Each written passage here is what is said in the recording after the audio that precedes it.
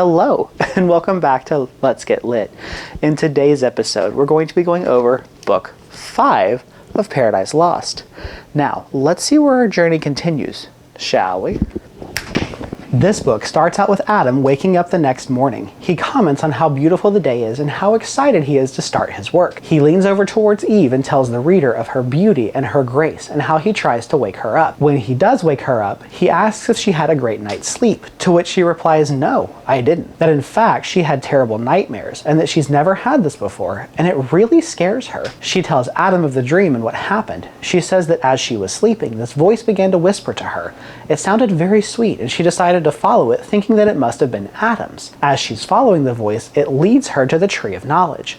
When she makes it to the Tree of Knowledge, she sees that an angel is standing beside it, or at least a winged creature that they often see guarding paradise. As she gets closer to the being, he then flies to the tree, grabs one of the fruits, and brings it back. He tells her it's a shame that she can't eat this fruit because it tastes so lovely. And then, how come she can't eat if everything in this garden is hers? He says that if she eats the fruit, surely she'll become like the creatures who guard over paradise, and would be able to become one of them. Why would God make something bad and put it inside someplace that was so good? She states. As he's talking, he actually goes really up close to her, and he puts the forbidden fruit in her mouth. Then, before she can say anything, Satan brings her up into the clouds and shows her the world from above. She says how immense and wide and various the earth was. She then says suddenly her guide was gone, and she thought that she was falling down, down, down towards the earth. But then she woke up and she found out that it was just a dream. And she was very happy that all of it was just a dream. After she tells Adam the dream, he then tells her that yes, it was only a dream, you're fine, and that she is pure and made pure of heart, so there's no way she can actually do any evil. He says that what happened to the dream was a dream and that she won't do it in real life. After this, a tear falls from her eyes and she wipes it away with her hair, and both of them go out into paradise and begin to work. They give a small prayer up to God, thanking them for the beauteous things that he has created, and that they ever should be of praise of him. And then they ask with their prayers for him to protect them from any evil and for it to be banished away from them.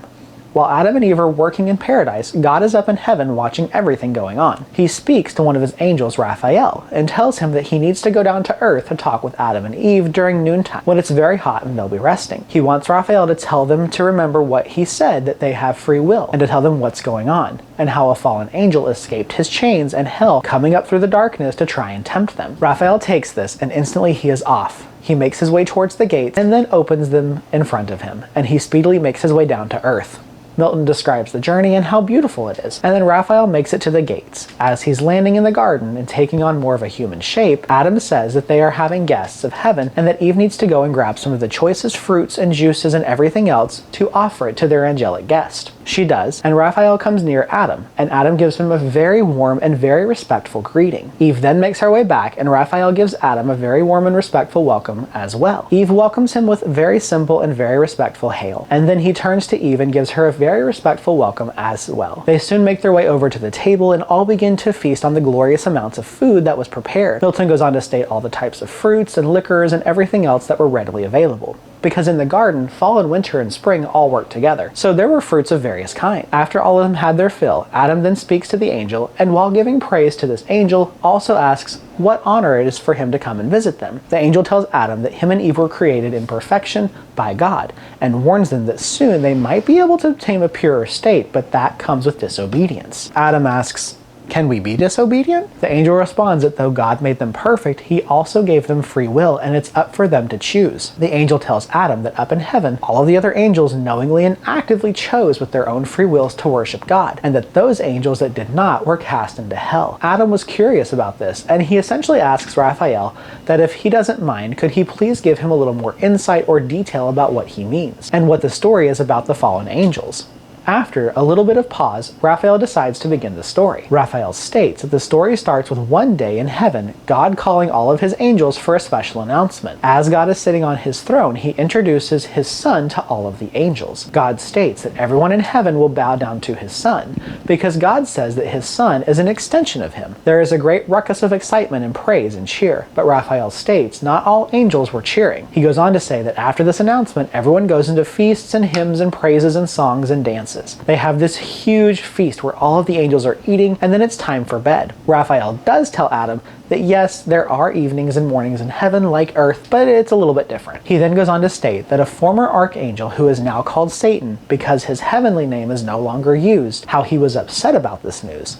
Satan is upset because he's jealous of the Son, because he claims that he was God's right-hand man, and now, with a new son, said would no longer be able to counsel and debate and hold the same position that he originally had. Satan speaks to his right-hand man and states that anyone who was taught under Satan needs to go north in heaven, because they're all going to meet and hold counsel, and to prepare fit entertainment to receive our King, the great Messiah, and his new commands. He goes on to state that though Satan thinks he's being quite clever in holding counsel, he didn't register the fact that there was the Holy Spirit. Raphael explains that the Holy Spirit's another form of God that is omnipotent and can be seen and knows all, or that can see everything and knows everything. So then the story shifts back to God and his Son sitting at the throne.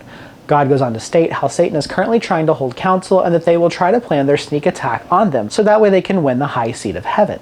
God tells his Son, don't worry, and that they're going to be triumphant. The Son replies that this battle will fully allow him to show his strength to everyone. The story then shifts back to Satan in the north, sitting on his throne with a whole multitude of angels coming in to listen to him. Satan gives a small speech about how God created all of them and they were of all equals, but now that God has created his Son and the Son has more power, now they're no longer equal with God, and there's a division in heaven, and that now they need to stand up and take fight so that way there is equality restored. Raphael goes on to state one of Satan's followers, Abdiel, actually stood up and opposed Satan.